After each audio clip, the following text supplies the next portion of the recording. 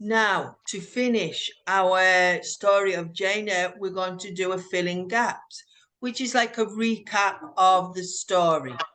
So we have to pay attention to the words in brackets, and we have to only choose one of the words. So Annie, would you be so kind as to read what you can see on the screen? I turned and I looked up at my new home. Thornfield Hall was a beautiful house with many large windows. The garden was beautiful too. After a few minutes, Mr. Fairfax came into the garden. She spoke to me. Good morning, Miss Eyre, she said.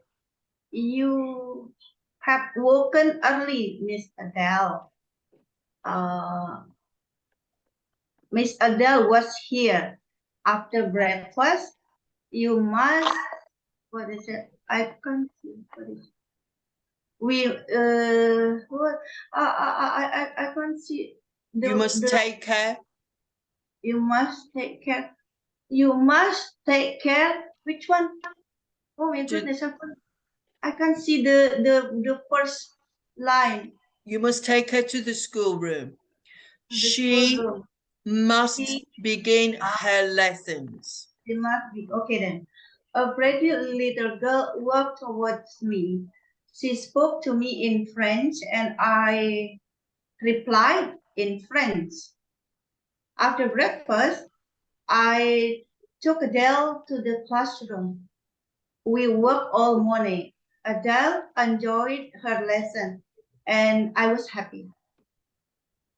In the afternoon, Mr. Fairfax took me into all the rooms of Thornfield Hall.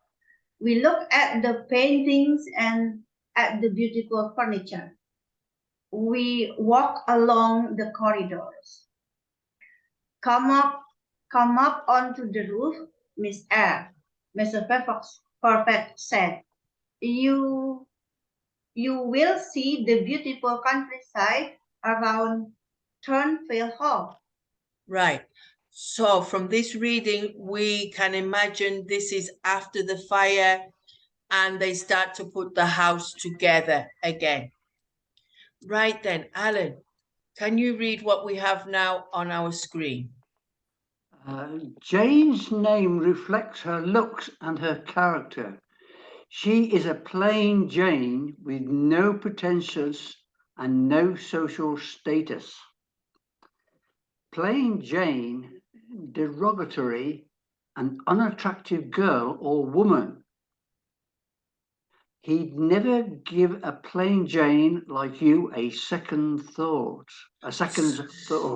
So here it's explaining that in English, if we use the expression plain Jane, we refer to someone in a negative way, that they are not pretty. They are unattractive. So if you just say Jane, no, you have to use the two words together. Plain Jane. Yes. Okay, off you go on. Jane is an orphan whose father was a poor clergyman and whose mother was disowned by her parents when she married. When a parent no longer accepts a child as a family member.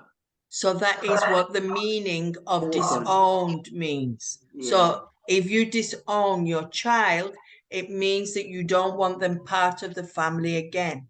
So if we remember, Jane's mother came from a rich family and she was marrying a clergyman, which was Jane's father, but her mother's family did not like this idea.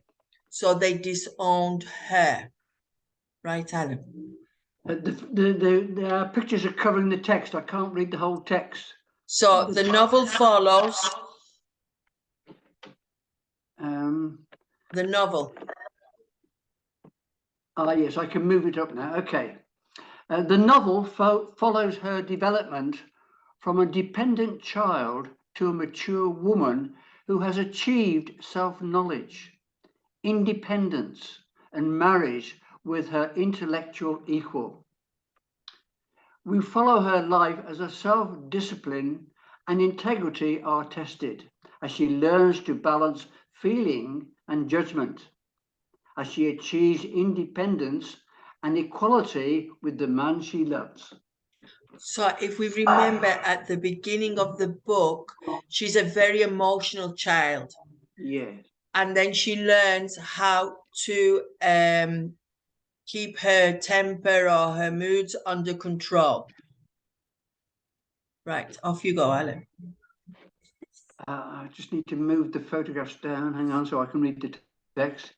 As a child, Jane is passionate and highly strung, very nervous and easily upset. Could we call Annie highly strung?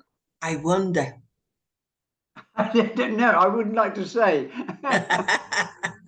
So highly strung, we use this expression a lot with children. Yes. And they're normally nervous and easily upset.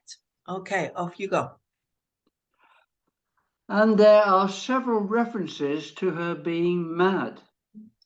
Bronte shows her readers that Jane is a passionate woman, but she learns to repress her feelings.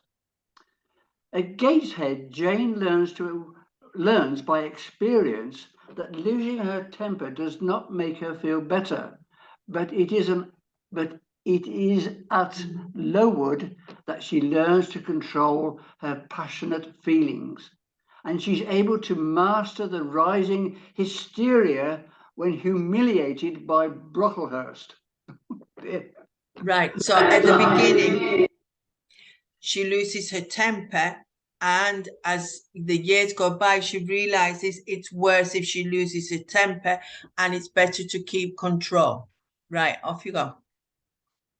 Jane absorbed many of Miss Temple's habits, so when she goes to Thornfield, she appears quiet and self-disciplined.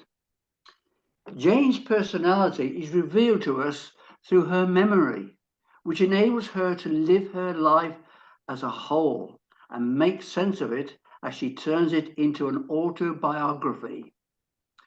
It is by remembering and retelling her story that she learns to know herself, recognizing her strengths and her weaknesses.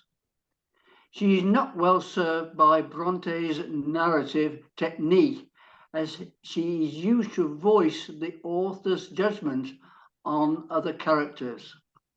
This means that she can appear cold and unfeeling. So this is just a thought after reading the book. And we try to explain the more difficult words. So thank you for helping me do the filling gaps.